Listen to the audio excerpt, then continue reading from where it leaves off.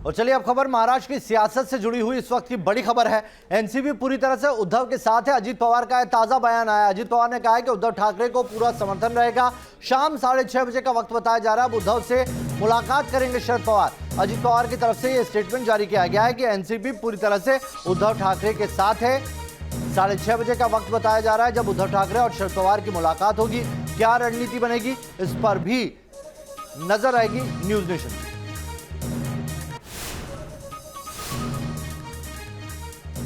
बैठक में वैसा कुछ हुआ नहीं। बैठक में कल ही हमने जो बताया वही हमारी पार्टी की लाइन है। हमारे चीफ मिनिस्टर उद्धव ठाकरे जी के पीछे राष्ट्रवादी कांग्रेस पार्टी के सब विधायकों ने उनको सपोर्ट देने का। और आज हम चीफ मिनिस्टर साहब को, क्योंकि बीच में उनको कोरोना हुआ था, इसीलिए उनको हमने वहाँ मिलने के लिए हम गए नहीं थे। लेकिन आज 6:30 बजे पवार साहब, प्रफुल्ल भाई, मैं और जयंत पाटिल उनको मिलने के लिए जा रहे हैं, बात करने के लिए। एक और बड़ी खबर बता दें, महाराष्ट्र में सियासी घमासान के बीच उद्धव ठाकरे ने बड़ा बयान दे दिया है। शिवसेना के नेताओं के साथ बैठक के बाद उद्धव ने साफ कर दिया है कि वो शिवसेना प्रमुख का पद छोड़ने के लिए भी तैयार है।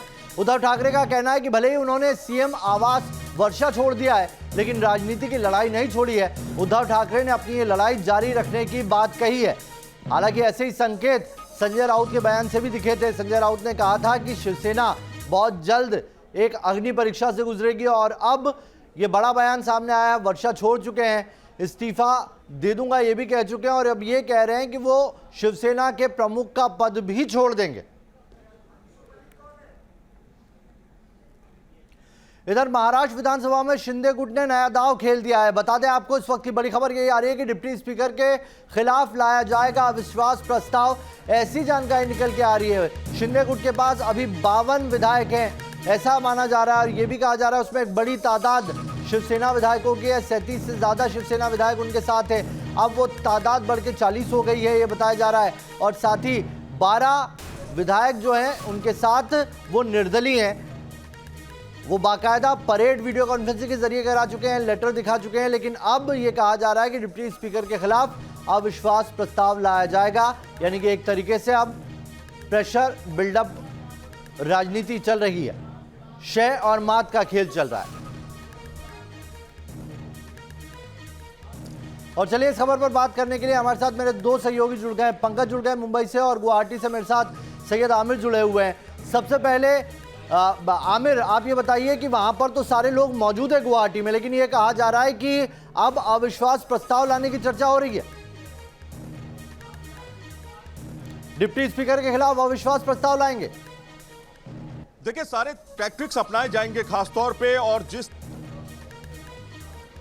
सारे टैक्टिक्स अपनाए जाएंगे ये कि शिंदे के पास चूंकि अब नंबर आ चुके हैं एकनाथ शिंदे के पास। और एकनाथ शिंदे अभी कुछ देर पहले, एक ताज़ा खबर आपको बता दूं कि 3 घंटे पहले शिंदे जो थे इसी होटल से बाहर निकले थे, तो ऐसा लगा था कि वो मुंबई जा रहे हैं। फिर ये खबर आई कि वो दिल्ली जा सकते हैं, मुलाकात कर सकते हैं बीजेपी के शीर्ष नेताओं के साथ। लेकिन वो सारी बातें जो हैं एक तरह से गलत साबित हुई। और यहाँ पर जो शिंदे थे जब निकले थे यहाँ से, उसके बाद 2.5 घंटे कहीं मुलाकात उनकी किसी के साथ हुई है ऐसा माना जा रहा है। और वो मुलाकात करने के बाद फिर वापस आ गए हैं इसी होटल के अंदर, रेडिसन होटल के अंदर मौजूद है इस समय। शिंदे अकेले निकले थे, आमिर और उनके साथ वो तमाम विधायकों की टोली भी थी। और इसके अलावा जो निर्दलीय विधायक है वो भी यहाँ पे मौजूद है। और आपको बता, देखिए, विधायकों की टोली नहीं थी, विधायक सारे अंदर मौजूद थे।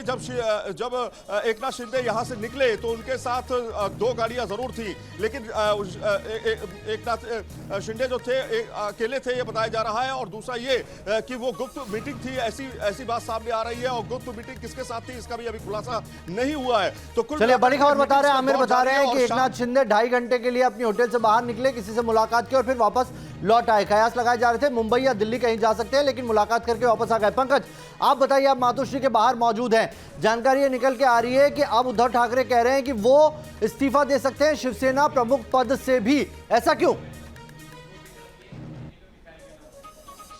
जी देखिए, बिल्कुल क्लियर है कि उद्धव ठाकरे को अब समझ में आ गया है कि बात उनके हाथ से निकल चुकी है। क्योंकि जिस तरह से एकनाथ शिंदे के साथ विधायक जो है लगातार जुड़ते जा रहे हैं, इसके उसके बाद अब शिवसेना में बचाने के लिए कुछ बचा दिखाई नहीं दे रहा है। हालांकि एनसीपी की तरफ से लगातार कोशिश की जा रही है महाविकास आघाड़ी की सरकार को बचाने की, और यही वजह है कि अजित पवार ने अभी प्रेस कॉन्फ्रेंस करके उन्होंने कहा कि वो उद्धव ठाकरे के साथ खड़े हैं। लेकिन ये बात समझना होगा कि एनसीपी के पास फिलहाल कोई दूसरा विकल्प भी नहीं है। एनसीपी के पास अभी दूसरा कोई ऑप्शन नहीं है। उन्हें अगर शिवसेना को उन्होंने अपना समर्थन नहीं दिया और सरकार अगर गिर जाती है तो एनसीपी कहीं की नहीं रहेगी, और यही वजह है कि एनसीपी की तरफ से लगातार ये कहा जा रहा है कि ये सरकार नहीं गिरेगी, हम सरकार को बचा लेंगे। चलिए, कुछ देर पहले खबर ये भी आ रही है 6:30 बजे शरद पवार और उद्धव ठाकरे की मुलाकात होगी। आप नजर बनाए रखिएगा, आपसे फिर अपडेट लेंगे।